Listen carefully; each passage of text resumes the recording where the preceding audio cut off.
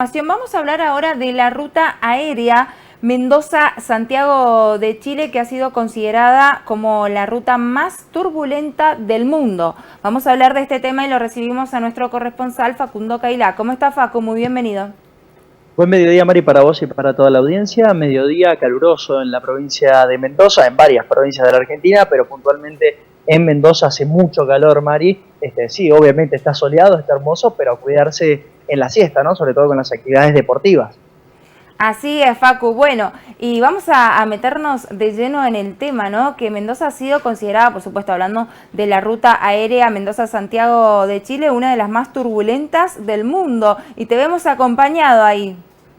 Sí, Mari, es cierto, Mendoza-Santiago fue considerado el vuelo más turbulento a nivel mundial y para eso vamos a hablar con Jorge Fontella, el piloto, y justamente vamos a tratar de desandar por qué esta ruta es la más turbulenta considerada por el medio especializado Turbi. Jorge, ¿cómo estás? ¿Qué tal, Facu? Buen día para todos. Bueno, contanos primero esto, ¿no? ¿Por qué Mendoza-Santiago es tan turbulento? ¿Qué es lo que pasa? Hay una cordillera de por medio, ¿no? Hay una cordillera de por medio, que la misma es muy alta, entonces por la misma cordillera y la meteorología, los vientos, que es lo que predomina, eso hace que la aerovía, la ruta, esté considerada como una de la más turbulenta. Tenemos ese lujo de decir que tenemos.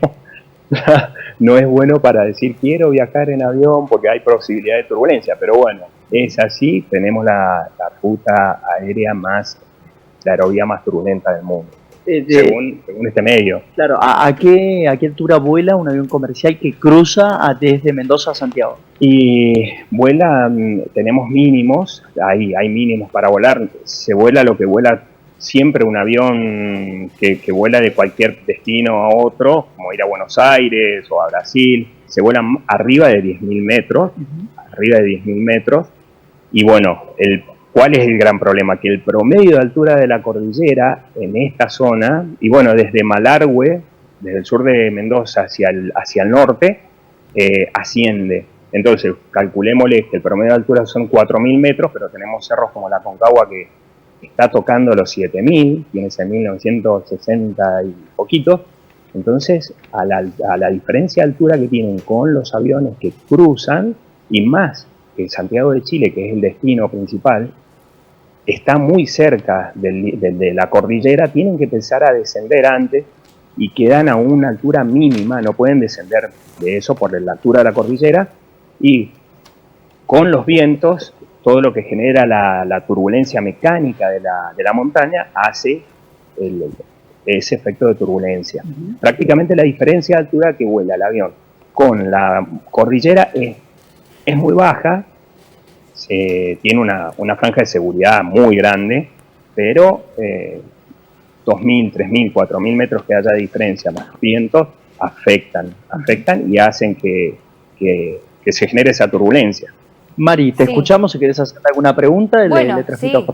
Teniendo en cuenta lo que nos menciona Jorge acerca de la altura, de los vientos, los remolinos que pueden ocasionarse, ¿no?, a esas altas alturas, preguntarle cuál es la importancia de la calidad de los pilotos y la rigurosidad en los controles también en esta ruta. Claro, y nos pregunta Mari el control que tiene que tener el piloto, ¿no?, la rigurosidad con respecto a quienes vuelan esa ruta justamente y los controles previos. Y los controles previos, por ejemplo, yo no trabajo en la línea aérea, conozco cómo se manejan, tienen despachantes de aeronaves antes de hacer cualquier vuelo, cualquier piloto en cualquier tipo de avión, siempre se prevé cómo va a estar la ruta, siempre. Un avión comercial tiene más ventajas por la altura que vuela, pero si ya ven que hay pronóstico, por ejemplo, nuestro querido viento sonda, el día que hay viento sonda, y generalmente va a haber turbulencia, igual que cuando entra un sistema, un frente. ¿Vuelan por arriba el avión comercial vuela por arriba del viento sonda? Vuela por arriba, pero se ve afectado. No es que a veces se puede llegar a pasar por arriba de la famosa nube lenticular que nosotros la vemos en la cordillera, que arriba suele haber menos turbulencia, siempre por abajo hay más turbulencia, y se evita un poco, pero si no, también lo que hacen es desviarse. Si ya hay conocimientos de turbulencia, por ejemplo, acá nosotros En el límite con Chile tenemos un punto de referencia meteorológico obligatorio.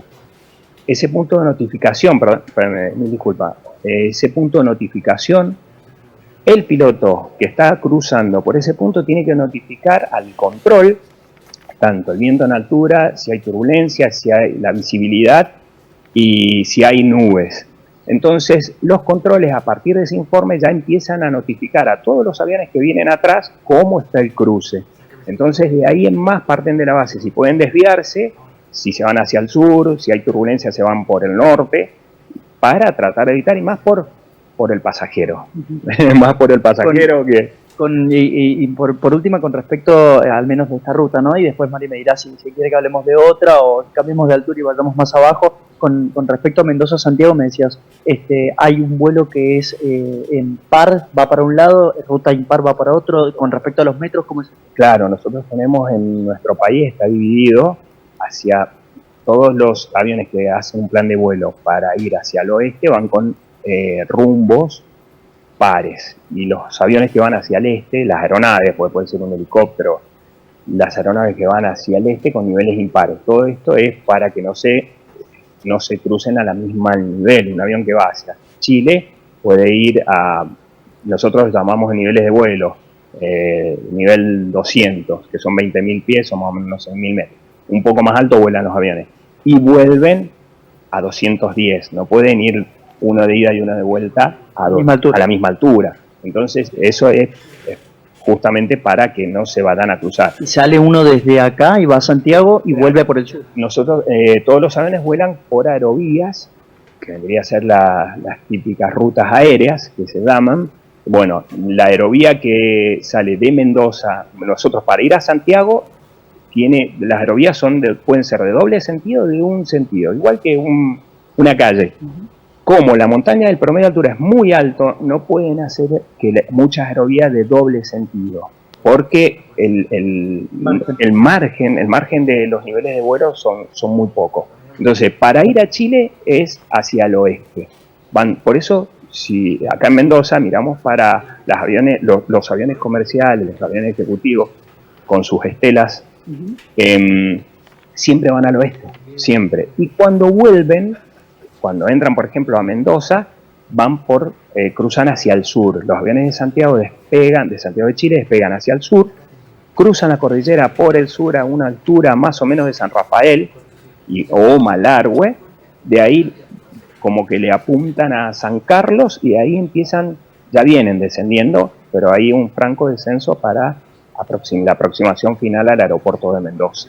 Mari, no sé si querés que le consultemos algo más a Jorge. Y para finalizar, Facu, bueno, le vamos a preguntar cuál es el procedimiento cuando hay alguna emergencia, ¿no? Algún desperfecto mecánico también, y cuáles son las otras rutas complicadas, con más turbulencias, hablando de Latinoamérica.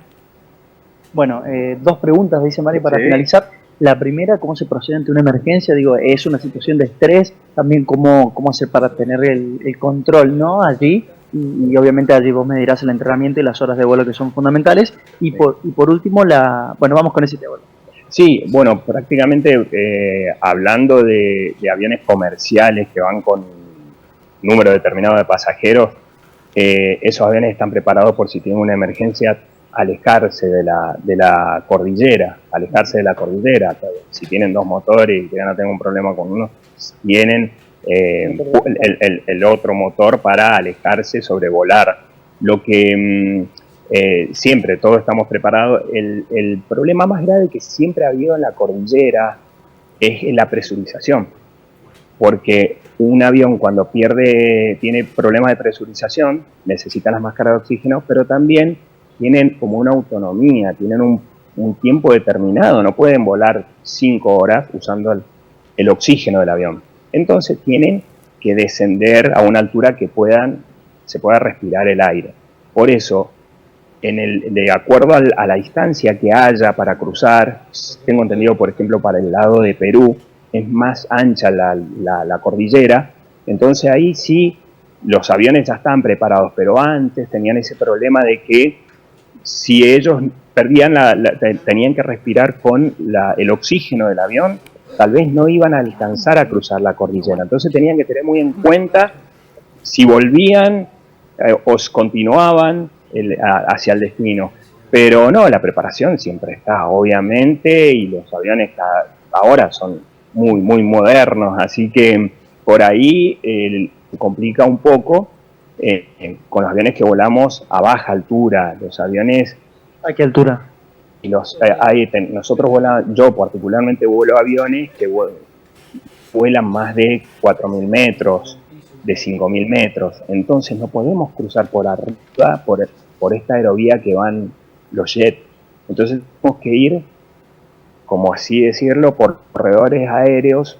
Prácticamente para cruzar a Chile vas por arriba de la ruta 7, entonces se hace más largo y estás más expuesto a la turbulencia, a la meteorología. Esos cruces se hacen el clima como las condiciones meteorológicas perfectas.